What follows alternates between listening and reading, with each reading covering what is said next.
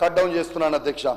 ఖచ్చితంగా ఈ ప్రభుత్వం దయచేసి మీరు మొన్న కూడా ముఖ్యమంత్రి గారు జనవరి 26 తారీఖున ఇవాళ రైతు ఫోన్లల్లా టకీ టకీ టకీ అని మోగుతుంది, మొత్తం కూడా 12,000 రూపాయలు తెలంగాణలో ఉన్న 65 లక్షల మంది రైతు అకౌంట్లో పడతాయని చెప్పిండు అధ్యక్ష.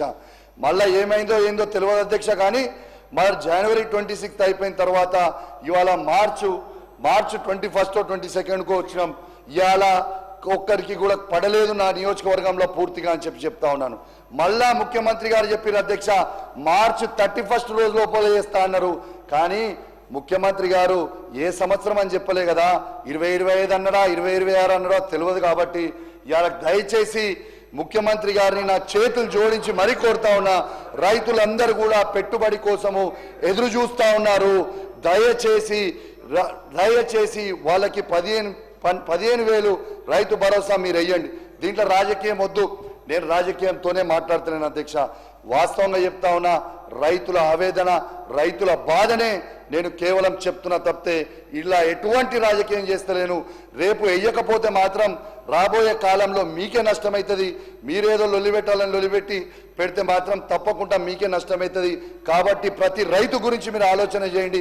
మీ నియోజకవర్గాలలో మీకు రైతు బంధు అనేది రైతు భరోసా అనేది పడ్డదా ఒక్కసారి మీ గుండె మీద చెయ్యేసుకొని మీ ఆత్మ విమర్శన చేసుకోవాలని మీ ప్రతి శాసనసభ్యుని నేను కోరుతా ఉన్నాను అధ్యక్ష.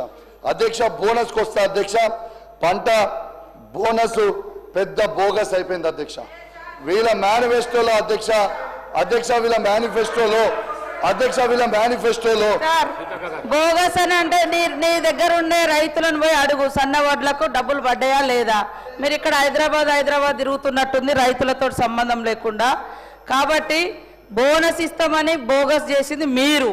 మీ గవర్నమెంట్లో సన్న వడ్లు పండిస్తే వరేస్తే ఉరే అన్నారు, తర్వాత బోనస్ ఇస్తామన్నారు.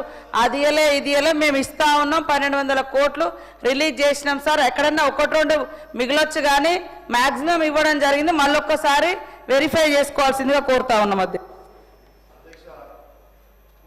అధ్యక్ష. గౌరవ మంత్రివర్యులు గారు ఈ మధ్య ఎక్కువ హైదరాబాద్ ఉంటున్నట్టురు, ములుగుపోతలేనట్టురు, వారికి కొంచెము సమాచారం లోపం ఉన్నట్టుంది అధ్యక్ష. ఇవాళ నేను అన్నది ఏంది అధ్యక్ష, ఇవాళ పంట బోనస్ పెద్ద బోగస్ అని ఎందుకు చెప్పిన అధ్యక్ష అంటే, వాళ్ళ మేనిఫెస్టోలో 10 రకాల పంటలకి మేము బోనస్ ఇస్తామని చెప్పారు అధ్యక్ష. మరి 10 పంటల రకాలకి ఎక్కడిచ్చిరు బోనస్? దొడ్డు వడ్లకి మీరు బోనస్ ఇచ్చిండ్రా? మీరు చెప్పిన 10 రకాల వాళ్ళకి బోనస్ ఇచ్చిండ్రా? దీనికి జవాబు చెప్పాలని నేను కోరుతా ఉన్నాను అధ్యక్ష. చివరకు సన్నలకు మాత్రమే పరిమితమై చేసి సనాయ నొక్కులు నొక్కిరు తప్పితే అది కూడా పూర్తిగా ఇవ్వలేదు. నా హుజురాబాద్ నియోజకవర్గంలోనే ఎగ్జాంపుల్ చెప్తా ఉన్నాను అధ్యక్ష. ఇంకా పెండింగ్ బోనస్ రాక రైతులు చాలా ఇబ్బంది పడతా ఉన్నారు. దయచేసి ఇది రాజకీయ విమర్శ కానే కాదు, నాకు కింద రైతులు చెప్పింది మాత్రమే. వాళ్ళ గొంతుకగా నేను అసెంబ్లీలో మీకు చెప్తున్నా తప్పితే ఎవరిని విమర్శించడానికి కాదు, ప్రభుత్వాన్ని అసలే విమర్శించడానికి కాదు. నేను కేవలం ఏమైనా ఉంటే గిట్లా మీరు సరి చేసుకోండి అని మీ మంచికే చెప్తున్నా తప్పితే నేను మిమ్మల్ని విమర్శించడానికి కానే కాదు అని చెప్పి సందర్భంగా తెలియజేస్తా ఉన్నాను అధ్యక్ష.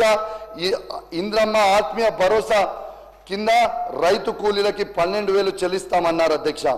బారాన మందికి ఎగనామం పెట్టి చివరకు చారాన మందికి కూడా ఇవ్వడం లేదు అధ్యక్ష.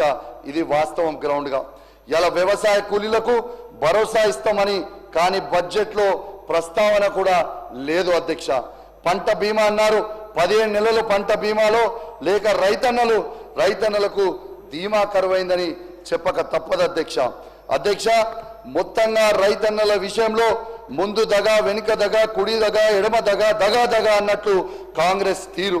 రైతులందరికీ రుణమాఫీ బోగస్, అన్ని పంటలకు బోనస్ బోగస్, పంటల బీమా బోగస్, రైతుల భరోసా ఎకరానికి ఏటా 15,000 బోగస్. అడుగడుగున మోసం చేసిన కాంగ్రెస్ రైతు వ్యతిరేక ప్రభుత్వం అనిపించుకుంటా ఉన్నారు అధ్యక్ష. ఎన్నికల ముందు అరిచేతిలో వైకుంఠం చూయించి అధికారం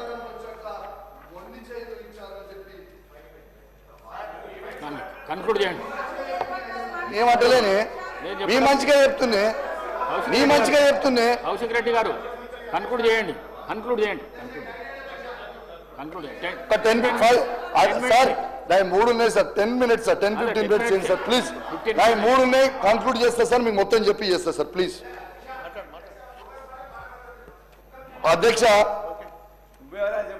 అధ్యక్ష, దేశానికి అన్నం పెట్టే రైతన్నకు సున్నం పెట్టిన దౌర్భాగ్యమైన చరిత్ర ఈ కాంగ్రెస్ ప్రభుత్వాన్ని, రేవంత్ రెడ్డి గారిదని చెప్పక తప్పదు అధ్యక్ష అని చెప్పి సందర్భంగా తెలియజేస్తా ఉన్నాను అధ్యక్ష. అధ్యక్ష మాట్లాడితే ఎవరు మాట్లాడినా మా ముఖ్యమంత్రి గారి పైన ఆడిపోసుకోవడం తప్ప మా ముఖ్యమంత్రి గారి